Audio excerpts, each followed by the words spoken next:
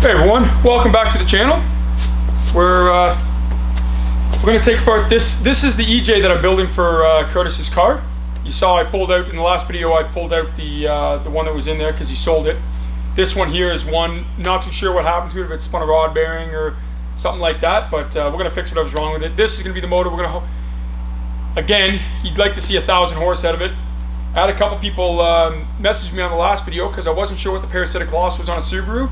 Some of the numbers are higher than I would have expected. Some of them saying up 25%, which seems really high to me.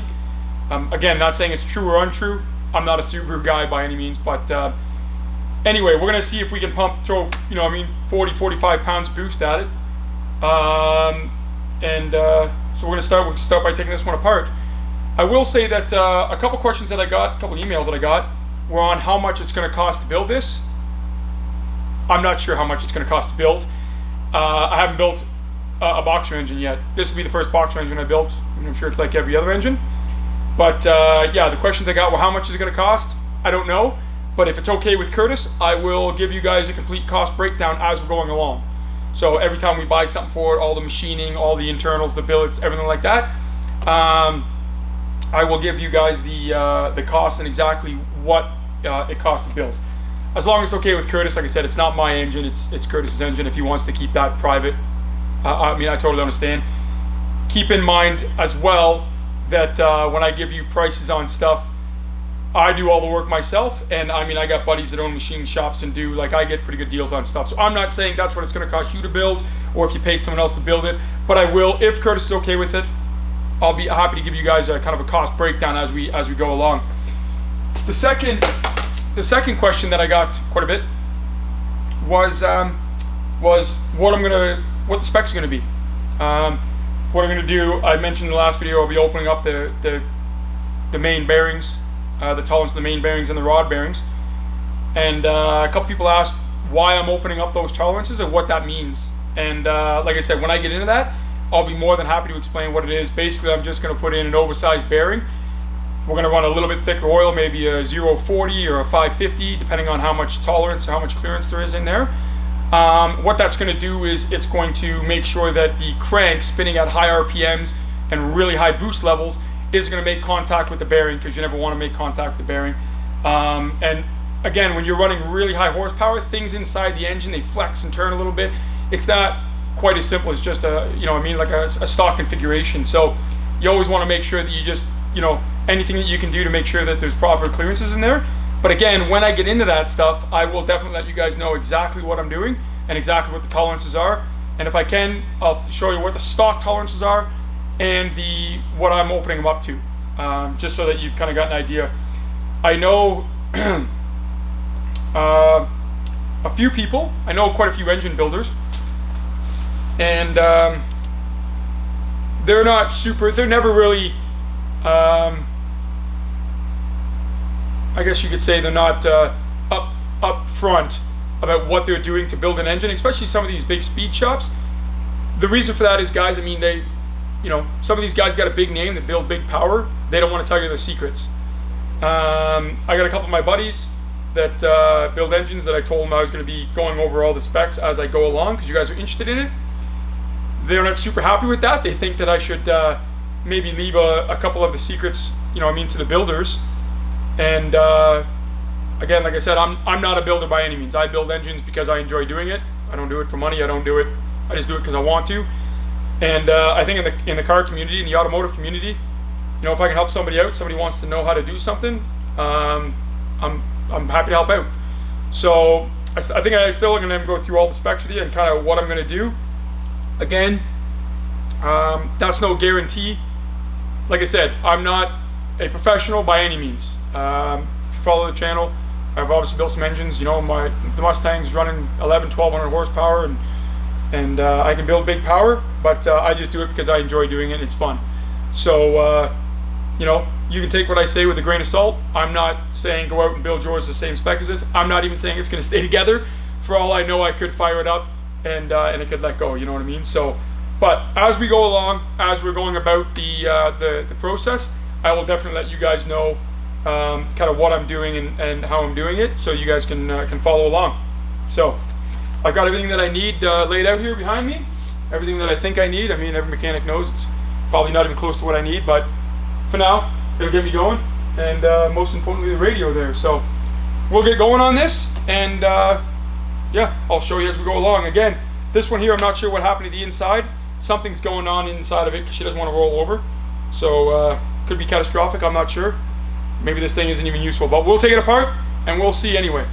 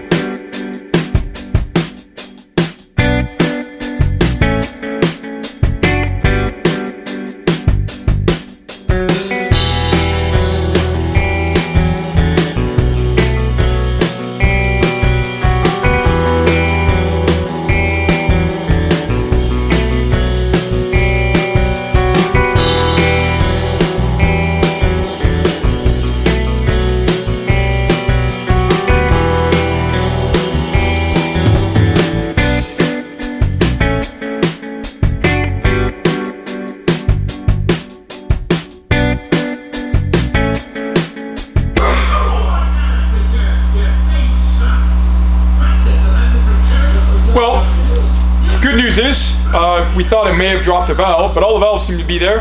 They're not even that carboned up, so the actual engine's looking pretty good in there. Keep going on her.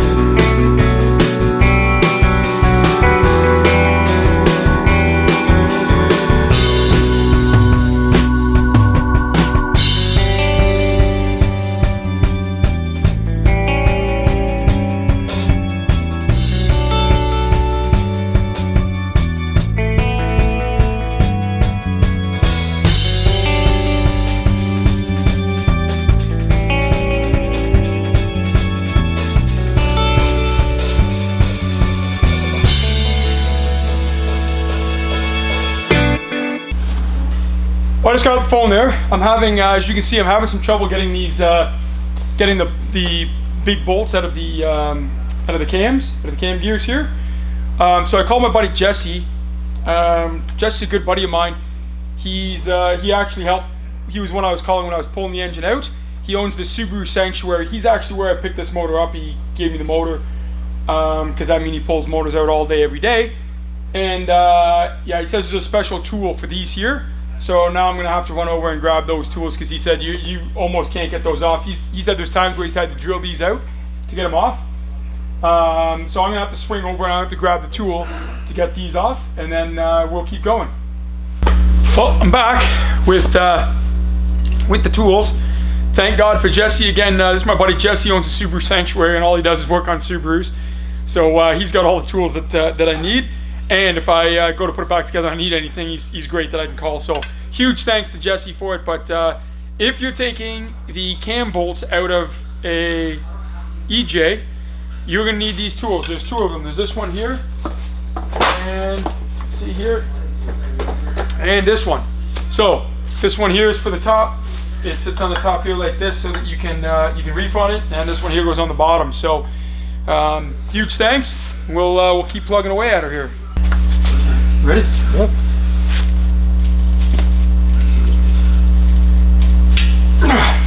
I'm really scared of breaking this and smashing knuckles or something. Like, this is not right here. Don't put your hand there.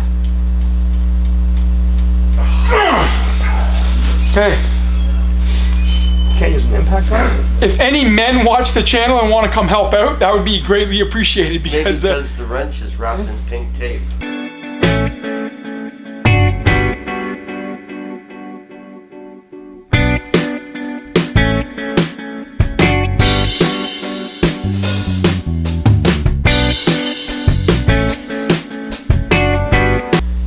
So I just got off the phone again with Jesse, just to make sure. I thought maybe that it was a reverse thread or something. He said it wasn't, it was a regular bolt. Me and Jay are leaning on it, you know what I mean? It's still not coming. So I just want to call and confirm one more time, but he says that it is just a normal bolt. So I got an Allen key this time and a bar, just because I'm scared that the head's gonna break off that little 3/8 drive ratchet that we've got. So we'll try this one more time.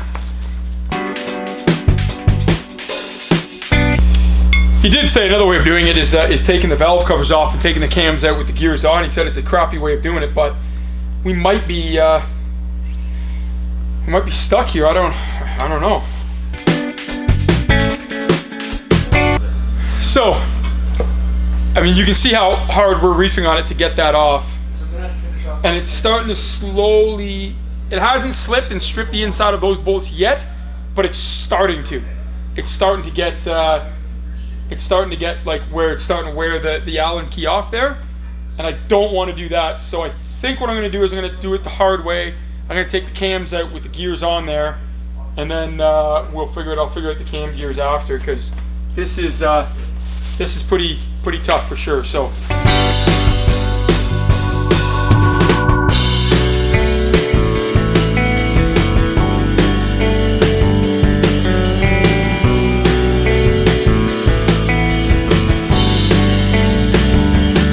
So I'm going to show you what I had to do to get it off. So first things first, you'll see this here had to be broken off. I had no choice but to get it off.